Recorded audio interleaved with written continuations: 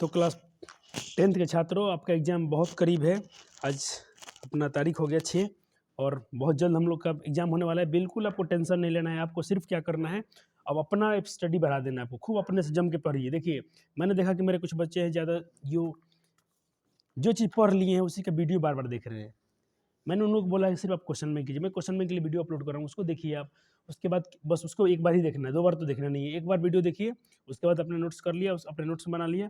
अब अपने से ज़्यादा पढ़िए, किताब पढ़िए, अपना नोट्स को एक बार रिवाइज़ कीजिए। ये फालतू में दूसरे वो लोग वैसे जाओगे तो टारगेट हो गया। बहुत सारे यूट्यूब चैनल ऐसे हैं कि हर दिन का वही काम है, एक ही कंसेप्ट है उनके पास। डेली उसी क्वेश्चन को इधर-उधर करके डेली आपको पढ़ाते रहते हैं। कभी उनका कोर्स खत्म ही नहीं होता है, ख़त्म भी नहीं होगा। आप ख़त्म हो जाओगे पढ़ते-पढ़ते, उनका कोर्स ख़त्म होने वाला नहीं है। ऐसा सिलेबस है उनका। साल भर से वही चीज़ पढ़ाते-पढ़ाते थकते नहीं वो लोग। अरे भाई, मैं बोलता हूँ एक बार कॉन्सेप्ट पढ़ लीजिए और एक बार अपना इससे लगा लीजिए ऑब्जेक्टिव। चलिए मैं आपको ऑब्जेक्टिव का पूरा कहानी ख़त्म कर देता हूँ इस बार। तो चलिए मैं चैप्टर के बाद पहले चैप्टर का थोड़ा सा परिचय देता हूँ, उसके बाद हम लोग चलिए आज हम लोग संस्कृत क्लास 10th कर रहे हैं। तो ये पहले चैप्टर का ये मंगलम चैप्टर है, जो इसमें 4 उपनिषद हैं और 5 उसमें मंत्र हैं, ठीक है। ऐसे इसमें यहाँ पर थोड़ा लिखा है, इस पाठ में 4 मंत्र, क्रमशः 4 मंत्र नहीं, इसमें 5 मंत्र हैं। इसमें क्या किया बुक ने, इसको मंत्र के रूप में थोड़ा काउंटिंग करना छोड़ दिया है शायद। देखिए यहाँ से अगर मंत्र आप गिनेंगे तो देखिए, तो पहला हो गया, ठीक है, ये दूसरा हो गया, ये तीसरा हो गया, ये चौथा हो गया और एक और 5वां है, और ये 5वां है।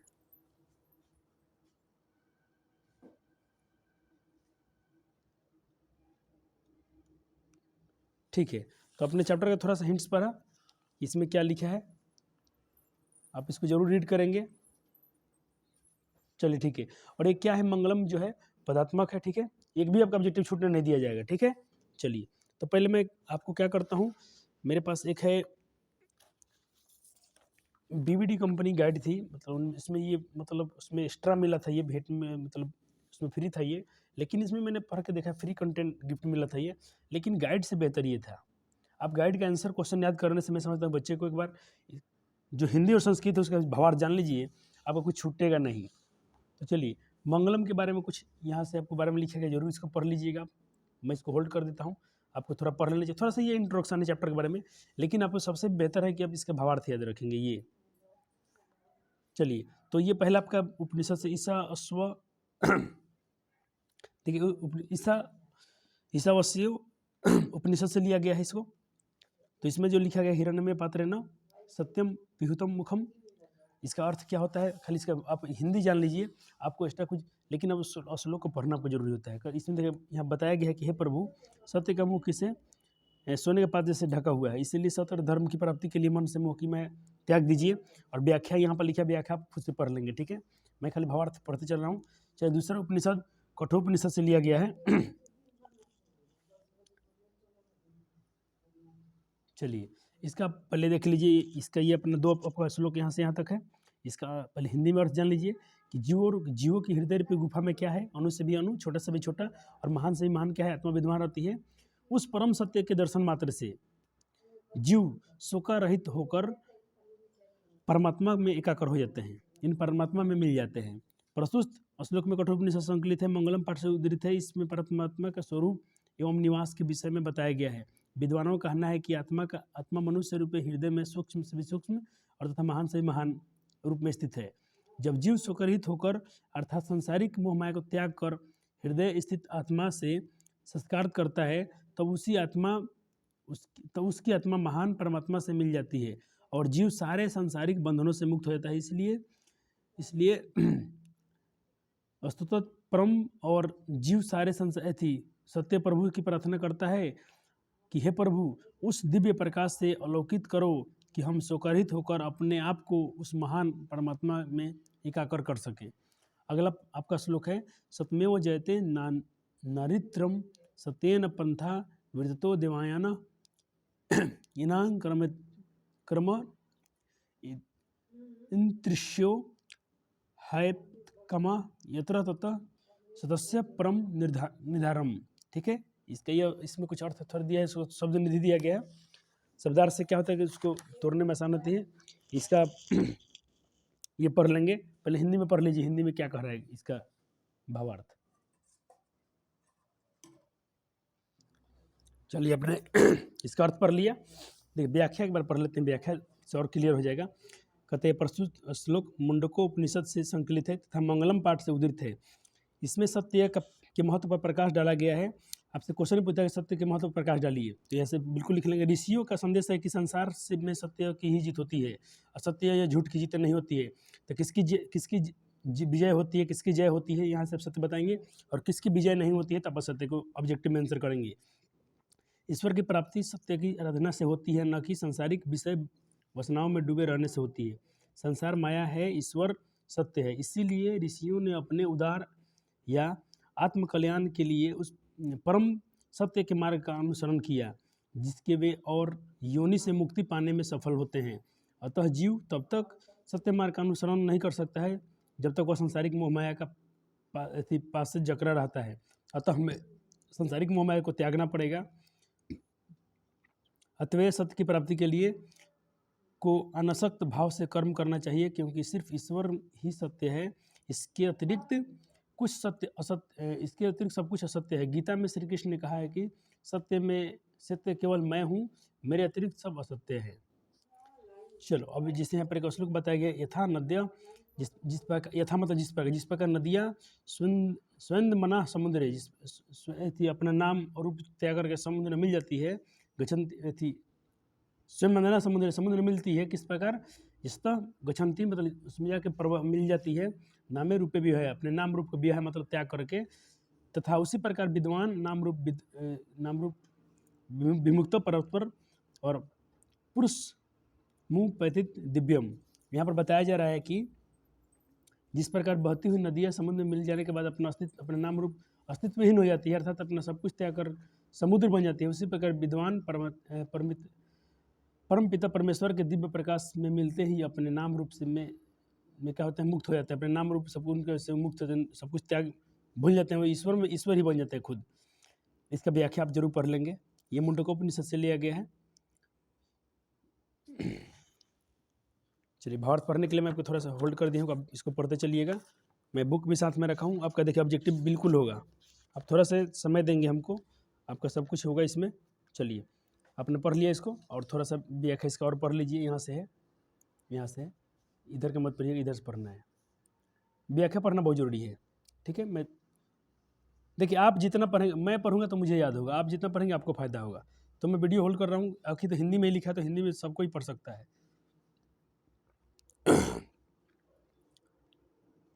चलिए अंतिम उपनिषद, अंतिम मंत्र है इसमें का, वेदाहमेन्त पुरुषम महंतम आदित्यवर्णम तमसः पश्चात् तमेव विदित्वमति मृत्युमिते नान्यः पंथा विदुत्ययनाय।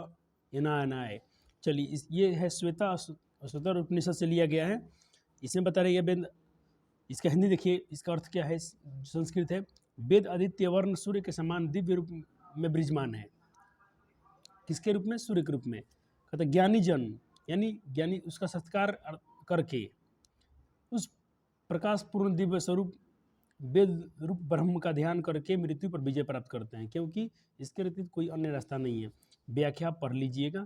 इस तरह से आपका ये चैप्टर क्या हो रहा है, पूरा मैं आपका रिवीजन करा दिया। अब चलिए ऑब्जेक्टिव पढ़ाता है लोग, सब आपको उल्लू बनाता है सब। देखिए ऑब्जेक्टिव क्या है, इसमें से करिए, एक भी क्वेश्चन आपका बाहर नहीं जाएगा, क्योंकि आपको भावार्थ पढ़ा दिया गया है। अब क्वेश्चन बाहर भी जाता है तो उसी में से रहेगा। ऐसे मुझे उम्मीद है कि पूरा आपका इसी में से हो जाएगा। चलिए आपका फाइनल कर देता हूँ इस बार। मंगलम पाठ का प्रथम मंत्र किस उपनिषद से लिया गया है? तो आपने देखा था जो चैप्टर था, पहला मंत्र आपसे किस में था, तो ये क्वेश्चन पूछ लेता है। तो मैं देखिए सब तो नहीं पूछेगा, पहला दूसरा तीसरा।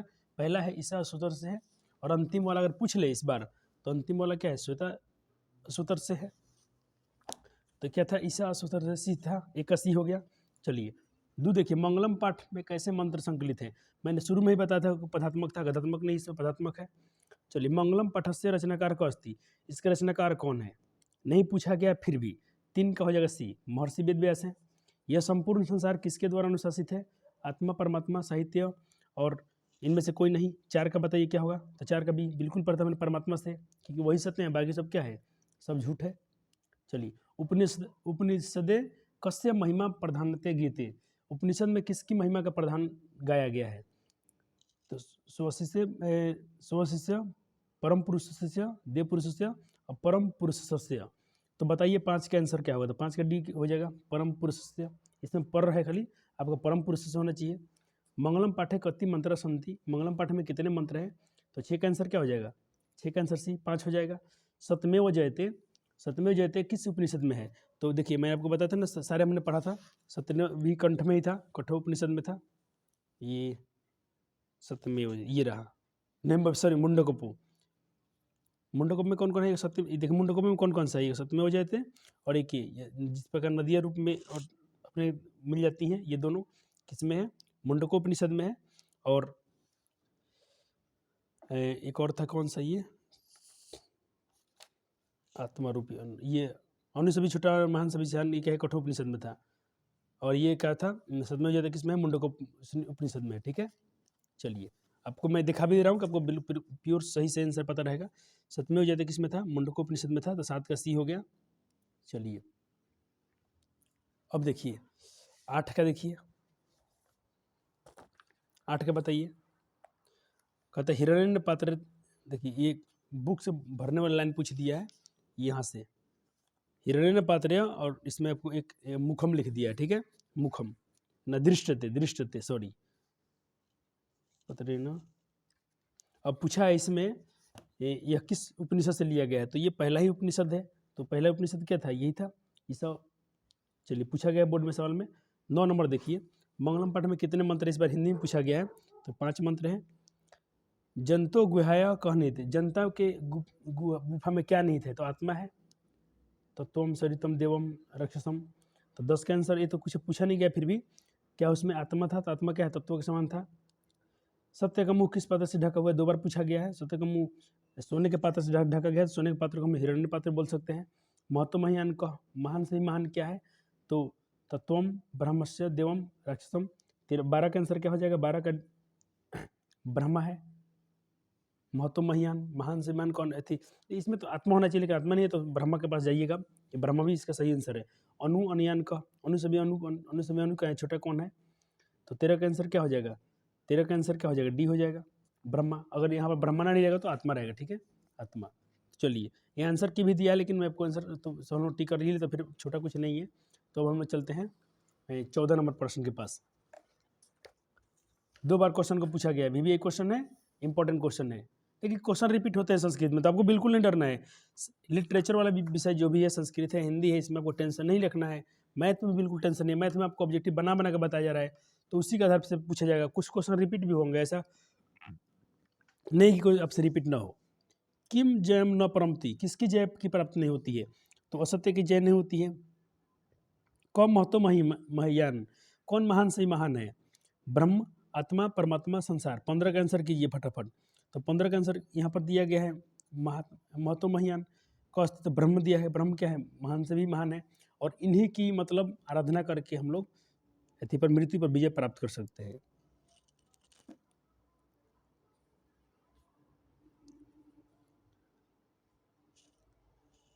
किम जयते, किसकी जय होती है? सत्य की जय होती है। स्वर्णमय पात्र से किसका मुंह ढका हुआ है? तो सत्य का मुंह सोने के पात्र से ढका हुआ है। देखिए स्वर्णमय मतलब सोने के पात्र से किसका मुंह ढका हुआ है? तो सोने के सत्य से, सत्य का मुंह ढका हुआ है। सोने के पात्र से किसका मुंह ढका हुआ है? क्वेश्चन घुमा फिरा के पूछे, कुछ भी पूछे। 22 में आते थे, क्वेश्चन को नया कर दिया है, 23 में भी नया पूछेगा, लेकिन इसीलिए मतलब भावार्थ, भावार्थ और भावार्थ। अपना नोट्स छोड़ के कुछ मत पढ़िए, नहीं तो फंसेंगे बढ़िया से। जो भी मेरे पास बच्चे पढ़े हैं, आपको नोट्स बनवा दिया गया है सारे चैप्टर का, सारे विषय का।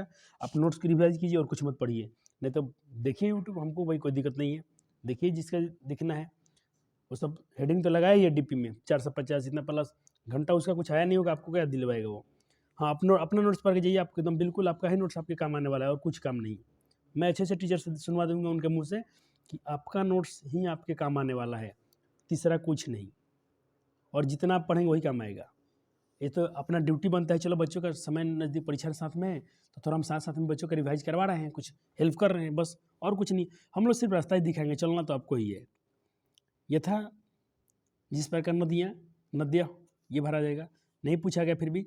तमेव अमृत ये छोड़ देते हैं। ब्राह्मण मुखम के न अक्षांसी, मतलब ब्राह्मण का जो मुख है किसी से ढका हुआ है। 21 का आंसर आप करना चाहें तो कर दीजिए। 21 का आंसर हो जाएगा ए, पात्रेण। मंगलम पाठ कहाँ से संकलित है? वेद से, पुराण से, उपनिषद से? तो उपनिषद से है। अर्णवनियान महत्व महियान मंत्र किस उपनिषद से लिया गया है?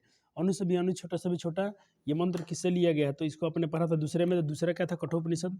दूसरा क्या था? कठोपनिषद। तो ये हो गया। पूछा गया सवाल, नदियाँ नाम और रूप छोड़कर किस में मिल जाती हैं? तो समुद्र में मिल जाती हैं। महान से ही महान क्या है भाई? हाँ, यहाँ पर आत्मा बताइएगा। महान से ही महान क्या है? आत्मा। देखिए यहाँ पर ब्रह्मा नहीं दिया, अगर ब्रह्म हो तो आत्मा नहीं रहेगा, आत्मा रहेगा तो ब्रह्म नहीं रहेंगे। तो चलिए, महान से महान क्या है? तो आत्मा है। 15 का ये हो गया, 25 का क्या ये हो जाएगा। चलिए आंसर दिया है। छोटे से भी छोटा क्या है? आत्मा है। 12 से भी 12 और छोटे से भी छोटा क्या है? आत्मा है। 26 का भी क्या होगा? सी। नदियाँ समुद्र में कैसे मिल जाती है? नदियाँ समुद्र में कैसे मिल जाती है? तो नाम और रूप के छोड़कर, नाम और रूप को छोड़कर, रूप को छोड़कर, नाम को छोड़कर डी हो जाएगा। 27 का डी। तो इस तरह से हमने कितने क्वेश्चन किए? 27 क्वेश्चन किया। और आपको क्या चाहिए अब? चलिए पाटलिपुत्र में चलते हैं। तो देखिए इसमें तो हमको ज़्यादा समय नहीं लगेगा कि एक छोटा सा कहानी है। तो बिल्कुल खैर मैं थोड़ा सा इसको क्या पहले इसका बुक से दिखाता हूँ कि बुक में इसमें क्या लिखा जा रहा है, कि पढ़ लीजिए। देखिए अगर आपसे कभी क्वेश्चन पूछ ले कि पाटलिपुत्र वैभव के बारे में 5 वाक्य में वर्णन करें, तो आप इसको भी लिख के आ जाएंगे, तो कोई आपको ज़्यादा तकलीफ नहीं होना, आपका भी नंबर मिल जाएगा। चलिए इसमें बिहार की राजधानी पटना का महत्व का निरूपण करने के लिए ऐतिहासिक परंपरा से आधुनिक राजधानी के प्रसिद्ध स्थलों के भी निरूपण किया गया है। इस पाठ को अगर कंठग्र करके छात्र किसी वाक्य प्रतिस्पर्धा में भाग ले सकता है, यानी कोई कंपटीशन में वो बैठ सकता है थोड़ा पढ़ के। तो पहले हम लोग चैप्टर का क्या करते हैं, थोड़ा सा इसका एक बार में जल्दी से उसका थोड़ा हम लोग एक बार भावार्थ देख लेते हैं वन शॉट में। मैं आपका समय बिल्कुल नहीं लेने वाला हूँ, 2 मिनट दीजिए, 2 मिनट में पूरा चैप्टर आपको पूरा करा देता हूँ रिकॉल, क्योंकि हमको समय इसलिए नहीं लगने वाला क्योंकि आप मेरे साथ पढ़े हैं। तो बस ये थोड़ा उसका हिंदी में खाली भावार्थ पढ़ते चलिए। ये तो पाठ का परिचय हो गया कि बिहार की राजधानी पटना आदिकाल से क्या है।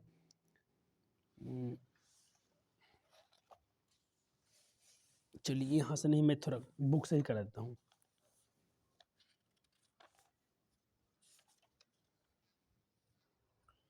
देखिए यहाँ पर लिखा है बिहार राज्य राजधानी नगर पाटलिपुत्रम सर्वेशु कालेशु महत्व, मतलब सभी कालों से पटना का क्या, अपने बिहार की राजधानी जो पटना है उसका महत्व धारण किए हुए है। कहता है अस्य इतिहास, इसका इतिहास सार्ध सहस्र, सार्ध मतलब होता है हजार, क्या होता है? हजार।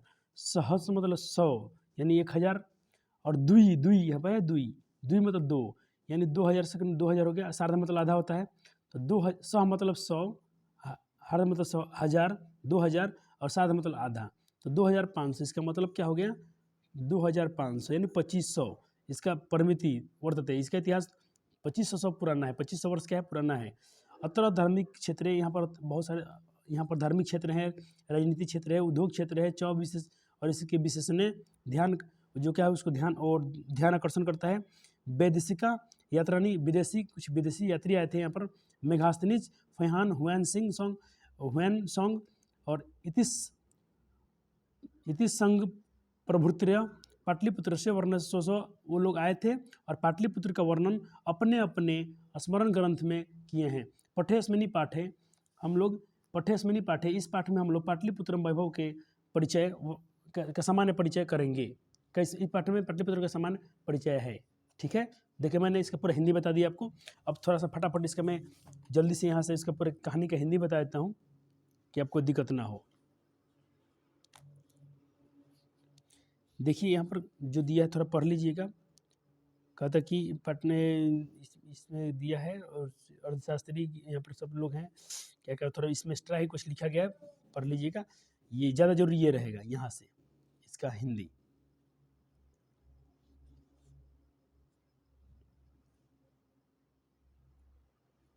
चलिए हम लोग यहाँ से पढ़ते हैं, इसका हिंदी फटाफट पढ़ लेते हैं। ऐसे मेरा जो मैंने आपको नोट्स बना वो हिंदी पढ़िएगा, वो सबसे बेटर है। यहाँ मैं रिवीजन करने के पर्पज से आया हूँ, तो ज़्यादा समय वही बात मोटा मोटी मैं करके मेन इसके आपके जो पॉइंट है उसको रिकॉल कराता हूँ। अतः प्राचीन नगरों में गंगा किनारे बसा हुआ एक पाटलिपुत्र नगर अत्यंत और विचित्र था। इसके बारे में दामोदर गुप्त नाम का कवि अपना कुटनिमक नामक काव्य में कहता है कि पृथ्वी के तिलक स्वरूप और सरस्वती के कुलगृह जैसा इंद्र रूपी को भी प्रभावित करने वाला पाटलिपुत्र नाम का एक महानगर है। ये जो उनका काव्य है इसमें ये उन्होंने कहा था सरस्वती कुलगुरु। देखिए आज भी अगर पटना में जाएंगे, सरस्वती कहने का मतलब है ज्ञान विज्ञान का क्षेत्र है। आज भी अगर पटना में जाते हैं ना तो वहाँ पर बहुत सारा अच्छा एजुकेशनल चीज़ है। जो भी मतलब पढ़ाई कंपटीशन का तैयारी करना है तो पटना में आपको जाना पड़ता है। तो आज भी है, पहले भी, इसीलिए वो अपना इतिहास को पटना क्या है आज भी धारण किए हुए है, जो भी उसका महत्व था। पहले भी एजुकेशन में आगे था, आज भी पटना शहर अपना ठीक ठाक है। लेकिन क्या है, थोड़ा महंगा है तो हम लोग सब कोई अफोर्ड नहीं कर पाता है वहाँ जाके पढ़ना, बहुत महंगा शहर है। चलिए, इतिहास से ज्ञात होता है कि बुद्ध काल में गंगा किनारे पाटलिपुत्र पाटलीग्राम, देखिए ये क्वेश्चन आपसे पूछेगा अगर कि बुद्ध के समय में पटना क्या नाम था, पाटलीग्राम। क्या नाम था? पाटलीग्राम। पूरा मैं इसका ऑपरेशन करते चल रहा हूँ। यहाँ भगवान बुद्ध बहुत बार पधारे हैं। कौन बार पधारे थे? तो भगवान बुद्ध पधारे थे और उन्होंने कहा था कि यह नगर एक दिन क्या बनेगा, महानगर बनेगा, किंतु कलह मतलब संकट से घिरा रहेगा, अग्नि और जल बाढ़ से, और सर्वदा भयभीत रहेगा। कुछ दिनों के बाद पाटलीग्राम ही पाटलिपुत्र के नाम से पुकारा गया। तो पाटलीग्राम का नाम पाटलिपुत्र का नाम किससे बदल गया है? तो पाटलीग्राम से पाटलिपुत्र हो गया। चंद्रगुप्त मौर्य के समय में इस नगर की शोभा अत्यंत उत्कृष्ट की। तो पूछता है कि किसके समय में रक्षा व्यवस्था अति उत्कृष्ट थी? तो किसके बारे में थी? तो ये बताइएगा चंद्रगुप्त मौर्य के शासनकाल में। जैसा कि इसमें मेगास्तीनी स्मरण में, जैसे मेगास्तीनी जो विदेशी था वो अपने स्मरण में लिखा था इसको। इस नगर का वैभव सौंदर्य अशोक के काल में अत्यंत और उत्तम हो गया। तो किसके में खाली पूछेगा किसके समय में उत्कृष्ट था, तो ये चंद्रगुप्त मौर्य में। और सौंदर्य काल किसके शासनकाल में अत्यंत इसका, और अशोक काल में क्या हुआ? अत्यंत और उत्तम हो गया। उत्कृष्ट और उत्तम था ये अशोक काल में, और चंद्रगुप्त मौर्य के शासनकाल में था ये अत्यंत उत्कृष्ट था। ये दो बात को आप ध्यान अच्छे से याद रखेंगे, दोनों कन्फ्यूज कर सकता है, इसलिए मैं दोनों को अच्छे से बता दिया आपको। बहुत दिनों तक पाटलिपुत्र प्राचीन शासन सरस्वती परंपरा का अध्यापन का परंपरा बना रहा है। यहाँ पर लोग पढ़ने के लिए आते थे। ऐसा राजशेखर ने अपने काममीमांसा में लिखा है। किसमें लिखा है? काममीमांसा ग्रंथ में लिखा है कि कवि शिक्षा के प्रमुख ग्रंथ आदर्श शिक्षा स्मरण किया है। यहाँ पर विश्व के मूर्धन्य विद्वान जैसे महर्षि पाणिनि, पिंगलाचार्य, व्याडी, वररुचि, पतंजलि आदि लोग परिचित होकर आज मतलब अपने संसार में वो लोग ख्याति अर्जित किए हैं, मतलब नाम कमाए हैं पटना में ही पढ़ के। चलिए अब आते हैं हम लोग कहाँ पे, ये कर दिया मूल पाठ, ये नहीं पढ़ना हमको, यहाँ से पढ़ना नहीं, ये हाँ भावार्थ आ गया। ये देखिए अब ये इसका हम लोग आ गए यहाँ से लेकर यहाँ तक। तो मैं श्लोक आपको दिखा रहा हूँ, बड़ा दिख रहा होगा। यहाँ से लेकर हम लोग यहाँ तक का पढ़ने वाले हैं हिंदी। चलिए, तो देखिए अब कहता कि परिवर्तन के समय यानी बदलाव के साथ साथ परिवर्तन के समय कारण यद्यपि मध्यकाल में पाटलिपुत्र लगभग 1000 वर्ष तक क्या रहा? जर्जर स्थिति रहा। याद रखिएगा, परिवर्तन के कारण ही, मतलब कुछ बदलाव होते रहा। इसी कारण मध्यकाल में, तो पूछता है कि मध्यकाल में पटना कितने साल तक उसकी जर्जर स्थिति बनी रही थी? 1000 साल तक। कितने साल तक? 1000 तक। और इसका इतिहास कितना पुराना है? 2500 वर्ष है। इसका संकेत अनेक साहित्य ग्रंथ के मुद्रा रक्षित ग्रंथों से मिलते हैं। मुगल वंश के समय इस नगर का उद्धार हुआ और अंग्रेजी शासनकाल में पाटलिपुत्र का विकास ज़्यादा हुआ था। उद्धार तो हो गया था किसके? मुगल वंश के राज्य में, लेकिन जैसे अंग्रेज शासन आया तो अंग्रेज लोग थे, काम भी तो किए थे ना भाई, बहुत कुछ पटना बनवाए हैं, तो विकास डेवलप जो पटना हुआ उनके काल में हो गया। यह शब्द पतन से निकला है। पटना जो है पाटलिपुत्र किससे निकला है? पतन शब्द से निकला है। नगर में, और ये क्या है? नगर को पालने वाली देवी पटन देवी आज ही पूजी जाती है। तो पटना में किस देवी की पूजा होती है? तो पटन देवी की पूजा होती है। चलिए अब हम लोग इस चैप्टर का एक सेकेंड लास्ट जो भावार्थ है इसका हम लोग अब जान लेते हैं हिंदी। मैं आपको थोड़ा भावार्थ दिखा दूँ किताब में क्या है वो। अब ऐसा है, देखिए अब आपको ज़्यादा कुछ नहीं है। अब संप्रति पाटलिपुत्र में पटना नगर अति विशालम वर्तते। अब इसका हम लोग पूरा हिंदी जान लेते हैं थोड़ा सा। देखिए यहाँ पर कह रहा है कि संप्रति पटना का नाम नगर अति विशाल है और बिहार की राजधानी है। तो पुस्तक बिहार की राजधानी है, तो बच्चा जनता बिहार की राजधानी पटना है। दिन प्रतिदिन नगर विस्तार का हो रहा है। इसके उत्तर में गंगा बहती है। और हाँ, ये पूछता है कि किस दिशा में है? इसके उत्तर दिशा में। क्या रखिएगा? गंगा नदी किस दिशा में है? पटना किस दिशा में है? तो उत्तर दिशा में। किस दिशा में? उत्तर दिशा में। और इसके ऊपर क्या है? गांधी सेतु का एशिया का सबसे बड़ा पुल है, अभी अभी जानते हैं। किंतु रेलवे सेतु अभी निर्माण अब बन चुका है। जब ये बुक छपा है तब नहीं, रेलवे बन रहा था, अब बन चुका है। इस नगर उत्कृष्ट संग्रहालय क्या क्या, और यहाँ से क्वेश्चन पूछा था कभी कभी लघु उत्तरीय में कि पटना में दर्शनीय स्थलों का नाम लिखे, तो आप बिल्कुल इसको लिख के आइएगा, आपको नंबर नहीं कटेगा। लिख दीजिएगा संग्रहालय है, उच्च न्यायालय है, सचिवालय है, गोलगृह, तारामंडल है, जैविक उद्यान है, मौर्यकालीन है, अवशेष कुछ महावीर मंदिर है, दर्शनीय इत्यादि, ये लिख देता होगा। और एक बार तो और, पटना नगर के सिख संप्रदाय के द्वारा पूजनीय स्थान है, क्योंकि उनके 10वें गुरु गोविंद सिंह का जन्म स्थान गुरुद्वारा के नाम से प्रसिद्ध है। यहाँ देश के तीर्थयात्रण दर्शन के लिए आते हैं। और अंतिम, इस तरह पाटलिपुत्र प्राचीन काल से ही अभी तक विभिन्न क्षेत्रों में गरिमा धारण करते हुए है और इनका ये महत्वपूर्ण स्थान है। तो चलिए, अब ये चैप्टर का पूरा हमने भावार्थ पढ़ लिया, अब चलते हैं इसके MCQ क्वेश्चन पे। चलिए अब लगाइए तो ऑब्जेक्टिव फटाफट। अब लगाइए MCQ धराधर। पूछ रहा है कि किसके काल में रक्षा व्यवस्था उत्कृष्ट थी। तो हमने पढ़ा था ना, मैंने आपको भावार्थ में बताया था कि इसके समय में तो ये चंद्रगुप्त काल में क्या था, चंद्रगुप्त मौर्य काल में क्या था, थी उत्कृष्ट थी। और सबसे अच्छा क्या हो गया था उनके समय में, अशोक काल में। अशोक काल में अत्यंत समृद्ध बन गया, समृद्ध और उत्कृष्ट किस में था। तो ये अगर आपसे पूछ ले कि पटना का रक्षा व्यवस्था समृद्ध किस में थी, तो बताइएगा अशोक काल में। किसी काल में, अशोक काल में। दोनों क्वेश्चन का मैंने बता दिया। पाटलिपुत्र बुद्ध काले पाटलिपुत्र से नगरम नाम की मत। बुद्ध के काल में पाटलिपुत्र का नाम क्या था। तो मैंने आपको भारत में बताया था, बुद्ध के काल में पाटली का नाम क्या था, पाटलीग्राम था। क्या नाम था, पाटलीग्राम। तो 2 का C हो गया। चलिए, सारे क्वेश्चन पूछे गए हैं एग्जाम में। पटना गंगा किनारे कौन नदी, कौन सेतु है। अभी हमने पढ़ा था कि भाई वहाँ पर क्या था, गांधी सेतु है, जो एशिया का सबसे बड़ा सेतु है। अब चलिए, गोलघर कहाँ है, तो ये तो पटना है, बच्चा भी जानता है। कुटनिम काव्य के रचनाकार कौन है। तो अपने पढ़ा था ना भाई, 2 अपने इसमें पढ़ा था ग्रंथ। तो 5 के आंसर क्या हो जाएगा, 5 क्या हो जाएगा B, दामोदर गुप्त के कुटनिम पे है। और एक था ये अपना चंद्रशेखर का था, क्या था, राजशेखर का क्या था, राजशेखर का था ये काम्यमीमांसा। इस क्वेश्चन, इस चैप्टर में 2 बात को ध्यान में रखना है। काम्यमीमांसा पूछे किसकी रचना है, काम्यमीमांसा किसकी रचना है, तो बताएंगे राजशेखर। और कुटनिम काव्य बोलेगा तो इसके दामोदर गुप्त हो जाएंगे। क्या हो जाएंगे, दामोदर गुप्त हो जाएंगे। कस्य महापुरुषस्य जन्म स्थान पाटलिपुत्र अस्ति। किस महापुरुष के जन्म स्थान है। तो अपनी पढ़ा था अपने गुरु गोविंद सिंह जो सिख संप्रदाय के 10वें गुरु हैं। सिखों के अच्छा पूछिए लिया क्वेश्चन, सिख के 10वें गुरु कौन है, तो गुरु गोविंद सिंह, C हो जाएगा, 7 का C हो जाएगा। पाटलिपुत्र किस प्रांत की राजधानी है, तो ये तो बच्चा भी जानता है, बिहार की राजधानी है। दामोदर गुप्त आ गया ना, दामोदर गुप्त ने किस काव्य के, काम्यमीमांसा। तो अपने याद किया दामोदर गुप्त, और दामोदर गुप्त एक और हमने याद किया था उधर, 1 मिनट, इसको थोड़ा सीधा कर लिया जाए। चलिए, अब नहीं गिरेगा। काम्यमीमांसा के रचनाकार कौन है भाई, तो देखिए काम्यमीमांसा पूछेगा तो राजशेखर। तो 10 का ये हो गया, बिल्कुल सही। चलिए, अब क्वेश्चन पूछ रहा है आपसे कि राज्य अशोक के समय में नगर वैभव कीदृश सी। तो अपने पढ़ा था ना, समृद्ध पूछेगा तो इनमें समृद्धम, संस्कृत में दे दिया, कोई दिक्कत नहीं है। मेगास्थनीज कहता है कि मेगास्थनीज पटना किसके समय में आया था। मेगास्थनीज पटना का समय किस में आया था। तो देखिए, जब अपने पढ़ा था इसमें लिखा गया है कि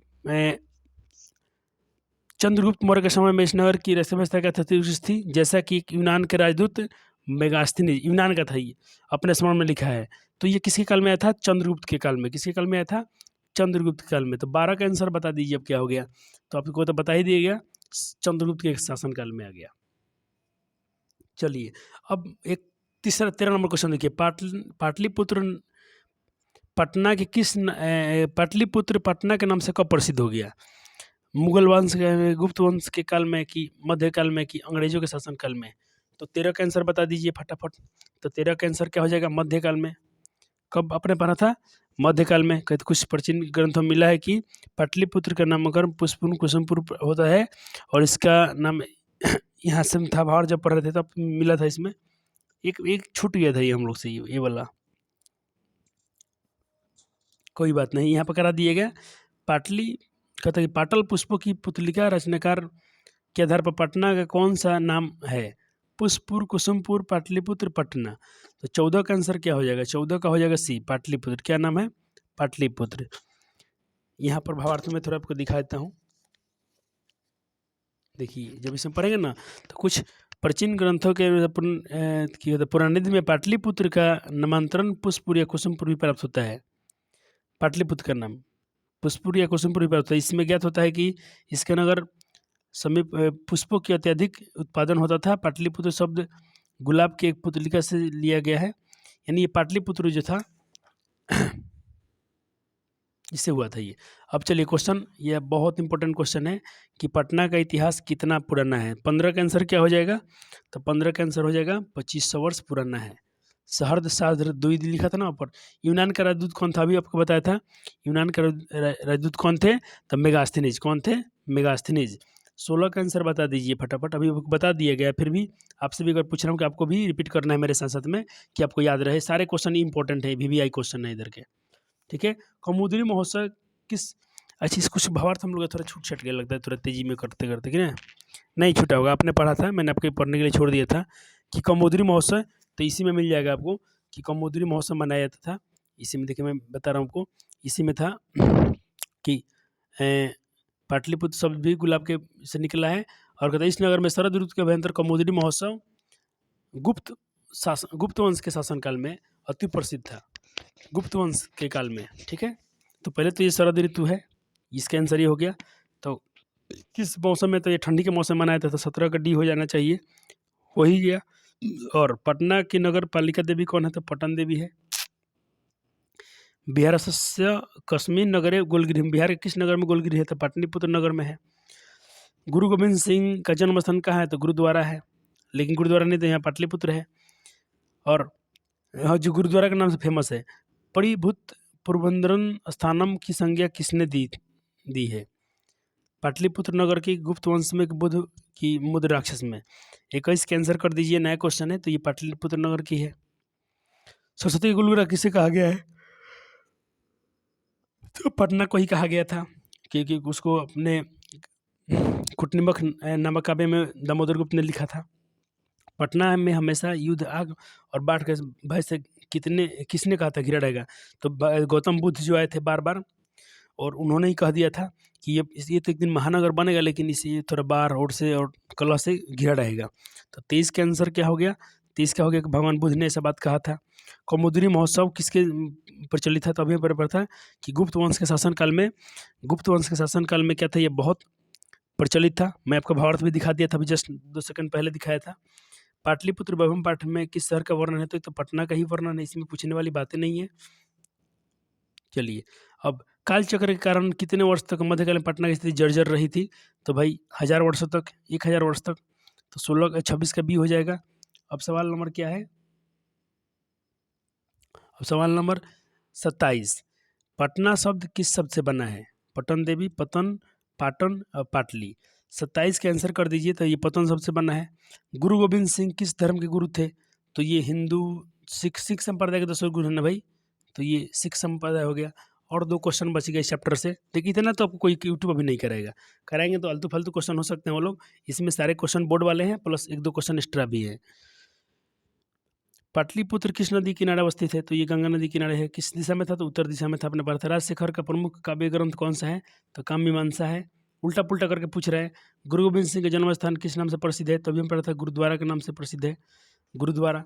तो 31 का बी हो गया। तो इस तरह हमने सारे क्वेश्चन का आंसर कर लिया, ठीक है। तो आपका 2 चैप्टर का फिनिश हो गया। अब चलो, अलस कथा में तो कुछ खास नहीं है। अलस कथा में खाली थोड़ा सा उसके चैप्टर का इंट्रोडक्शन दिखाता हूँ, और बाकी उसका हम लोग निपटाइए देंगे। तो देखिए कितना वीडियो छोटा बन रहा है, धरा पूरे चैप्टर का रिवीजन भी हो रहा है पूरा। आप आंसर क्वेश्चन भी आपका नहीं छूटेगा ना। बाकी लोग आपको ऑब्जेक्टिव में अगर 3 टैग कर रहा है फालतू में, मैंने आपको ऑब्जेक्टिव भी करा दिया। चलिए, और इसको भी आपको याद रखना चाहिए, जैसे आप लोग हिंदी में याद रखते हैं कि श्रम विभाजन जाति प्रथा क्या है, अपना जितने चैप्टर है उसमें परंपरा का मूल्यांकन क्या है, सब अपना पढ़ते हैं ना भाई। जीत मैं निर्खत हूँ क्या है, तो इसको भी आप याद रखिएगा कि जो हम अब पढ़ने जा रहे हैं। पाटलिपुत्र में क्या था? तो निबंध था। मंगलम उपनिषद आपको पता ही था। अलस कथा क्या है? पुरुष परीक्षा कथा है, पुरुष परीक्षा कथा है, ठीक है। चलिए, और भारत महिमा क्या है? इसको याद रखिए। संस्कृत सत्य लेखिका क्या है? निबंध है। ये फदानी है, निबंध है। विदुर नीति है, आधुनिक काल की लघु कथा है और निबंध है। और ये मंदाकिनी वर्णन वाल्मीकि रामायण है ये। और व्याघ्रपति कथा क्या हेतुपदेश कथा है, और कर्ण से दानवृत्त नाटक है, और विसंति निबंध है, और संस्कार क्या है, वार्तालाप है। तो चलिए मैं सारा संस्कृत चलो को निपटा ही देता हूँ, टेंशन मत लीजिए, मैथो निपटेगा, मैथ के लिए बिल्कुल चिंता मत रहिए। आज देखिए पता नहीं है डेटा भी थोड़ा देर के लिए चालू हुआ फिर बंद हो गया, वो कर्फ्यू से लगा, इसके धारा 44 लगा अपने छपरा में, इसके लिए फिर डाटा बंद हो गया, तो वीडियो मैं अपलोड नहीं कर पाऊंगा। तो 10 बज गया, भी मैं खुश होकर वीडियो रिकॉर्डिंग करने आ गया था, लेकिन जब नेट चलता है तो थोड़ा काम करने को मन करता है, नहीं तो मैं कब से बैठा था, मन नहीं कर रहा था। फिर देखा कि चलो अभी जस्ट थोड़ा देर के लिए आया, 1 घंटा तक आधा घंटा था, और देखिए फिर भाग गया। चलिए कोई बात नहीं, वीडियो अब रिकॉर्ड हो चुका है, तो इसको मैं अब देखता हूँ, जब आएगा तो सुबह में अपलोड कर दूंगा, भगवान जाने अब क्या होगा इसका। तो अलस कथा पाठ को मैं थोड़ा सा आपको इंट्रोडक्शन करा दूँ एक बार फटाफट।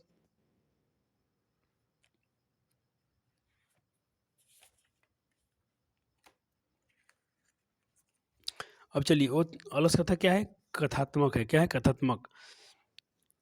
तो पहले इसके बारे में थोड़ा अपना ये पढ़ लीजिए, हिंदी में जो आपको इंट्रोडक्शन दिया जा रहा है, ये तो आप खुद से पढ़ लेंगे, पुरुष परीक्षा से है भाई, इसमें कोई दोहराए नहीं है।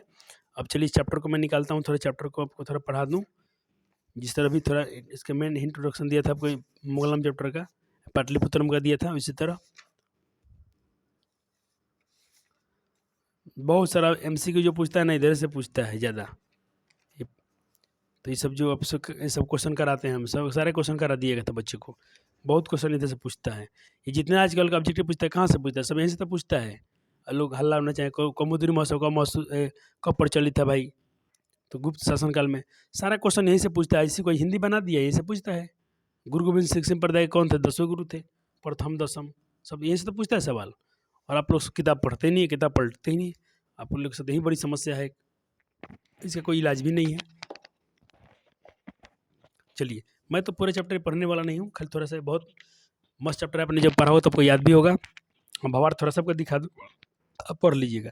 कहा कि अयम पाठ, इस पाठ में क्या है, विद्यापति कृतस्य, विद्यापति की क्या है द्वारा रचा गया है कथा ग्रंथ है, जो पुरुष परीक्षा से नामक से है।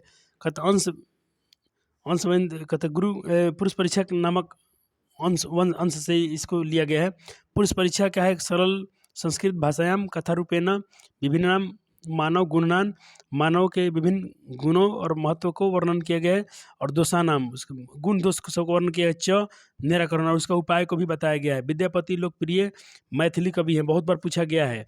अपि च बहुनाम संस्कृत ग्रंथानाम निर्मान्ति विद्यापति रसित इति तस्य विशिष्टानां संस्कृतीय विषयपि प्रभुता अस्ति। प्रस्तुते पाठे अलस, प्रस्तुत पाठ में हम लोग अलस कथा, दूसरा से निरूपण और व्यंग, ये कैसा है तो व्यंगात्मक है। ये पूछता कभी कभी सवाल कि अलस कथा कैसे चैप्टर है, कथा है तो व्यंगात्मक, व्यंग नहीं किसी पर व्यंग करता है, व्यंगात्मक है।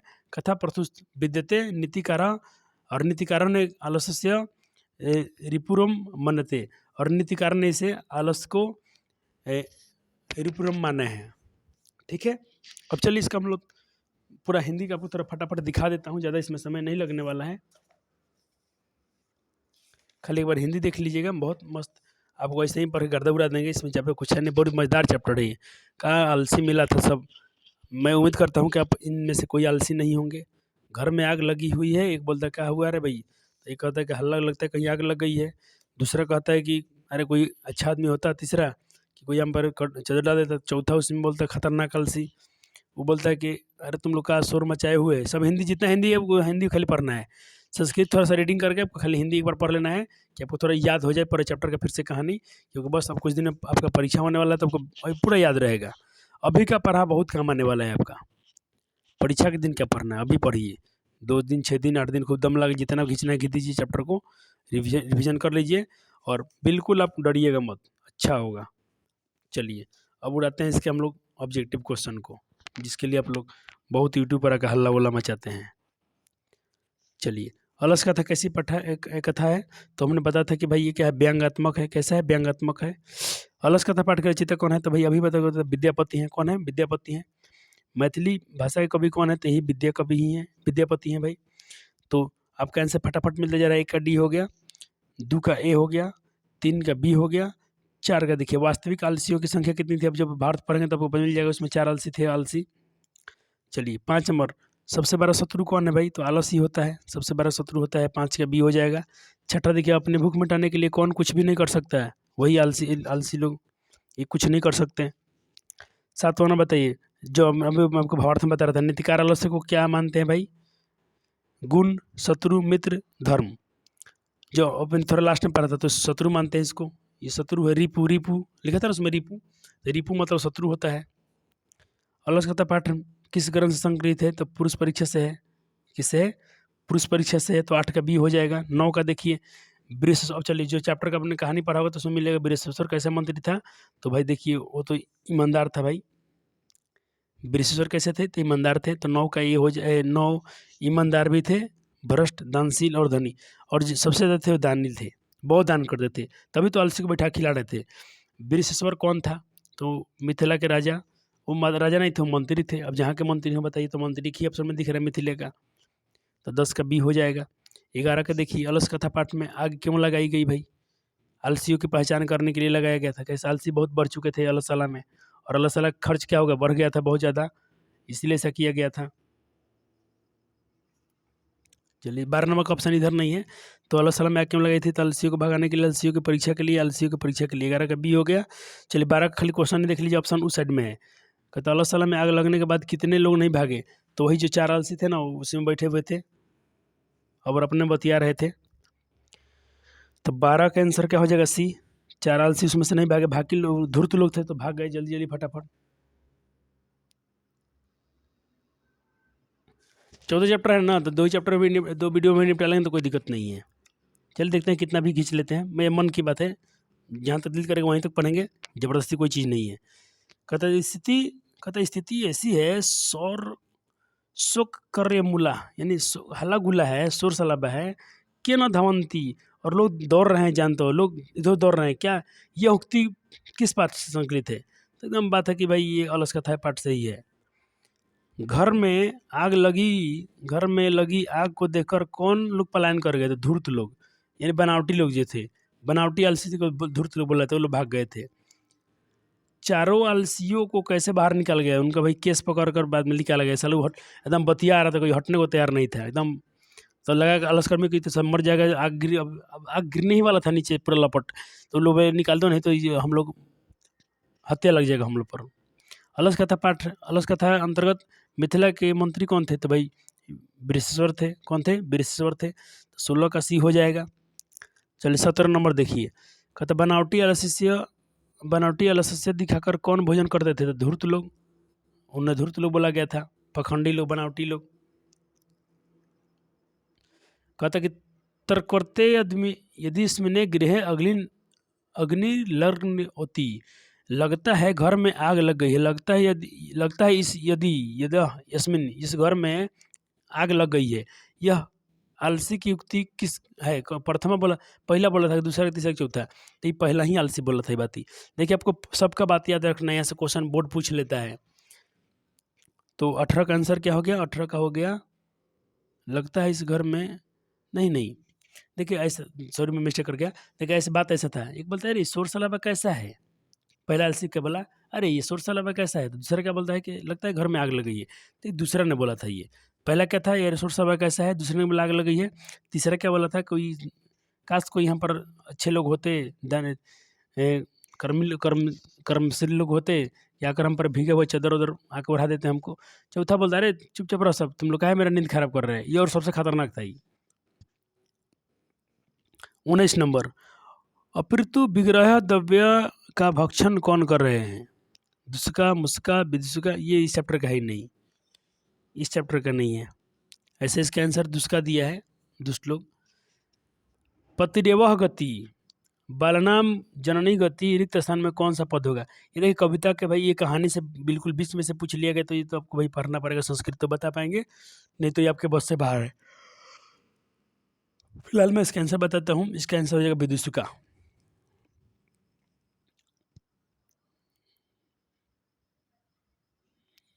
चलिए,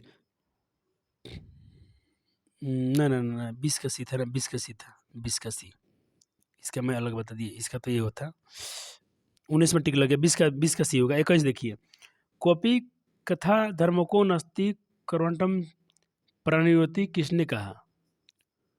कहता अरे कोई धार्मिक लोग नहीं, अभी मैं आपको बताया था, ये तीसरा बोला था कि कोई धार्मिक लोग नहीं है कि हमारे शरीर पर कुछ चादर उदर भींगा हुआ डाल देता है, कमर उमर भींजा हुआ। प्राणिवृत्ति मतलब हमको उड़ा दे, प्राणिवृत्ति मतलब उड़ाना होता है, ढकना। अलसला में आग किसने लगाई थी? आलसियों ने, मंत्री विशेश्वर ने, विद्यापति ने, अलसला कर्मचारियों ने, तो कर्मचारियों ने लगाया था भाई। अलसला पाठ में अहो कथ्यम कोलाहल, अरे ईश्वर गुल कैसे है, हल्ला गुल्ला का है। देखिए जब आग लगा था तो बहुत लोग भाग रहे थे, तो पहले ही बोला था बतवा, मैं बोला ना सब बात पूछ लेता है क्वेश्चन से। अलसला में आग कब लगाएगी? रात में, दिन में, जब सो रहे थे सब, तबे लगाया गया था। 24 क्वेश्चन आपने इधर किया। अब चलिए, अब चलते हैं, देखते हैं और क्वेश्चन है क्या, नहीं है। तो मैं आज इतना ही रहता हूँ। 3 चैप्टर तक अपने क्वेश्चन को उड़ाया, धराधर। आपको मजा आ गया होगा। ये 2-3 दिन का काम है संस्कृत, ये तो आपको इसको चिंता करना नहीं, तो परीक्षा के एक दिन पहले भी हम लोग इसको पूरा लपेट देंगे फिलहाल। लेकिन अभी जो आपको पढ़ाया गया पूरा डिटेल्स में पढ़ाया गया, कि उसमें आपको पूरा ब्रीफ में जाकर रिविजन हो चुका है। तो बस अभी रात के 10 बज गए हैं, आप सोइए, आराम कीजिए। इतना देर तक आपको बिल्कुल डेली सो जाना है 10 बजे तक, फिर आपको सुबह उठ के पढ़ना है थोड़ा। चलिए धन्यवाद, मिलेंगे अगले लेक्चर में। वीडियो कैसा लगा आप जरूर कमेंट कीजिएगा, और अपने मित्रों और दोस्तों के साथ जरूर शेयर कीजिएगा। धन्यवाद।